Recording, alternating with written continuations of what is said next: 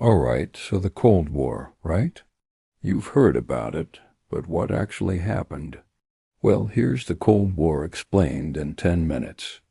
The Cold War was this period of tension between the United States and the Soviet Union from roughly 1945 to 1991.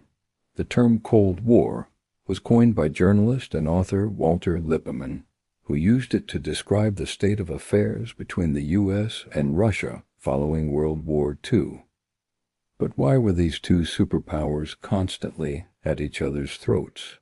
Well, let's go back to the end of World War II for some historical context. So World War II ended with the unconditional surrender of Germany on May 8, 1945, and the surrender of Japan on September 2, 1945. And if you want to learn more about that, then be sure to check out our videos on them. But during the war, the United States and the Soviet Union were allies.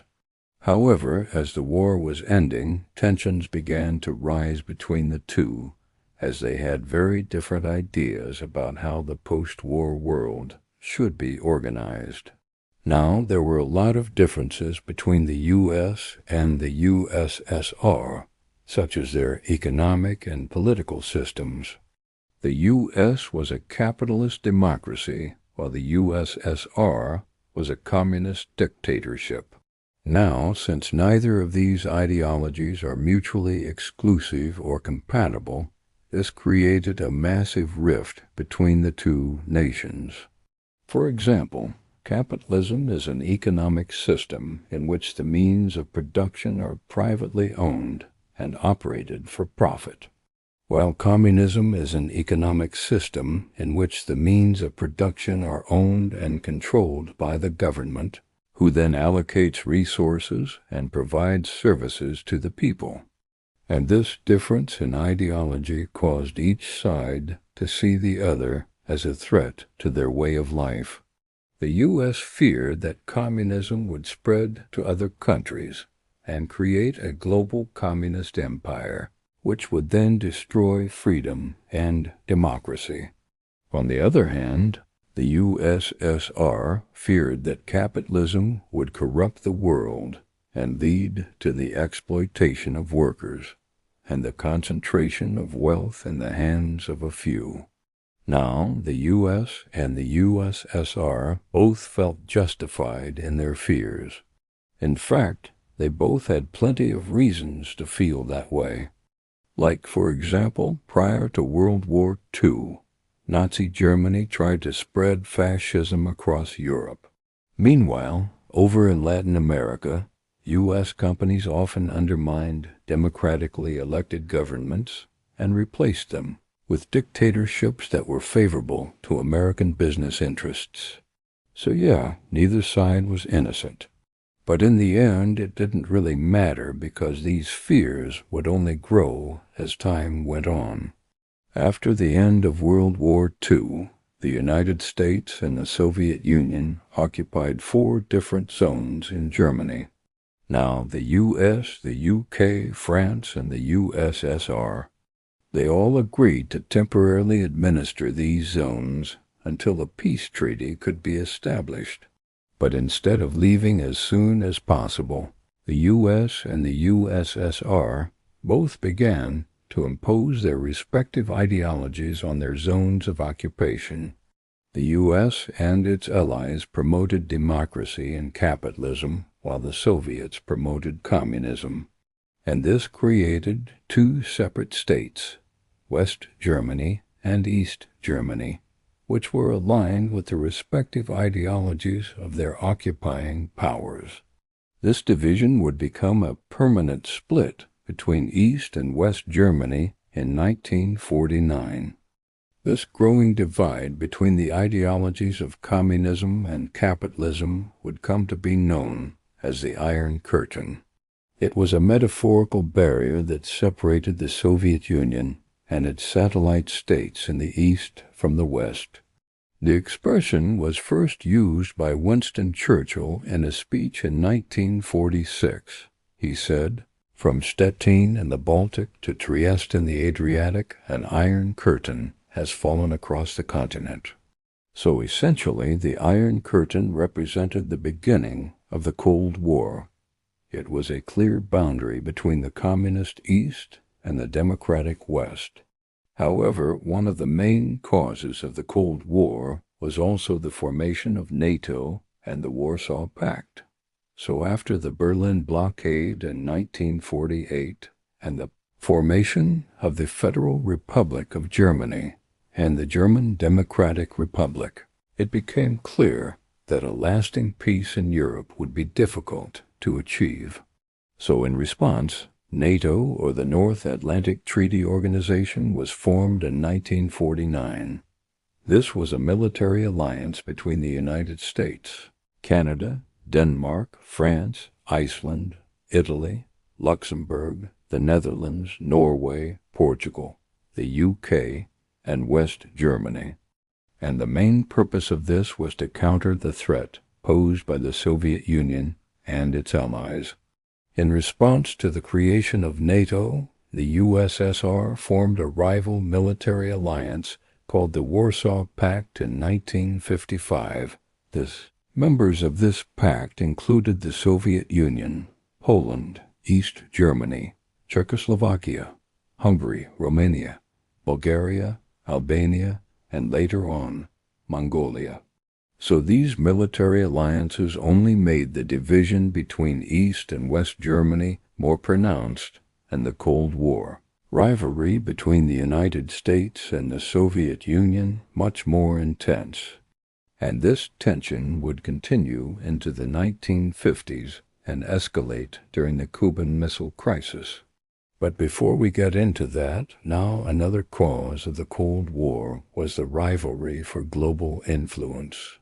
Both the U.S. and the USSR wanted to be the dominant world power, so they competed against each other in every aspect imaginable.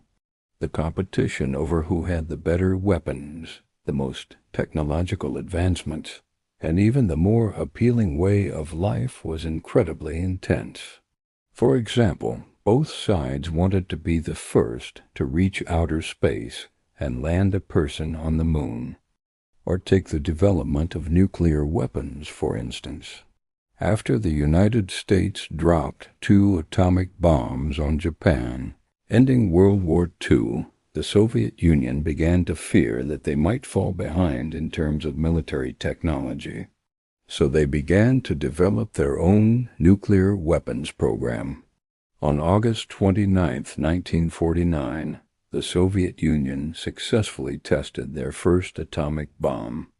This event was known as the Soviet A-bomb, or the Joe-1, and this caused the United States to greatly increase their own nuclear weapons production. Another area of competition between the two superpowers was in the realm of propaganda. Each side produced countless films, TV shows, books, pamphlets, and other forms of media aimed at portraying their own nation as superior to the other. And speaking of propaganda, let's talk about the arms race. The arms race refers to the rapid buildup of weapons and military technology by the United States and the Soviet Union during the Cold War. This led to an incredible amount of tension and fear that a nuclear war could break out at any moment. The arms race began shortly after World War II, when the United States developed the atomic bomb. This caused the Soviet Union to fear that they were falling behind in terms of military technology. So they began to develop their own nuclear weapons program. As mentioned earlier, they successfully tested their first atomic bomb in 1949. This triggered a massive increase in military spending by both the U.S. and the USSR. By the end of the 1950s, the Soviet Union had developed the capability to launch intercontinental ballistic missiles, ICBMs for short, which could carry nuclear warheads. This development caused the United States to significantly increase its own ICBM program. By the early 1960s, both sides had enough nuclear weapons to destroy each other many times over. This level of destruction caused many people to fear that a nuclear war could wipe out all life on Earth. And this fear contributed to the overall tension and paranoia of the Cold War era. And this brings us to one of the most intense moments of the Cold War, the Cuban Missile Crisis. The Cuban Missile Crisis was a confrontation between the United States and the Soviet Union in October 1962. It was the first and perhaps only time that the world came so close to nuclear war that we can actually measure. Essentially, the crisis started when the U.S. discovered that the USSR had placed nuclear missiles in Cuba, just 90 miles off the coast of Florida. This caused President John F. Kennedy to implement a naval blockade of the island in order to prevent the Soviets from installing more missiles. For 13 very tense days, the world held its breath as the U.S. and the USSR negotiated the removal of the missiles from Cuba. In the end, the Soviets agreed to remove the missiles in exchange for a U.S. promise not to invade Cuba.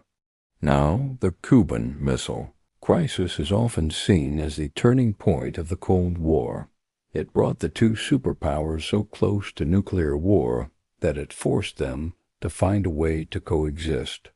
Following the Cuban Missile Crisis, both the U.S. and the USSR realized the catastrophic consequences of a nuclear war and began to pursue policies aimed at reducing tensions. One of these policies was détente, which was a policy of relaxing Cold War tensions during the 1970s. During this period, the two superpowers engaged in a number of important arms control agreements, including the Strategic Arms Reduction Treaty, which limited the number of nuclear weapons each side could possess. Détente also led to increased trade and cultural exchanges between the two nations. However, détente would eventually break down in the 1980s due to a number of factors, including the Soviet invasion of Afghanistan. Tensions would continue to rise throughout the decade, leading up to the final collapse of the Soviet Union in 1991. So there you have it. That was the Cold War, explained in 10 minutes.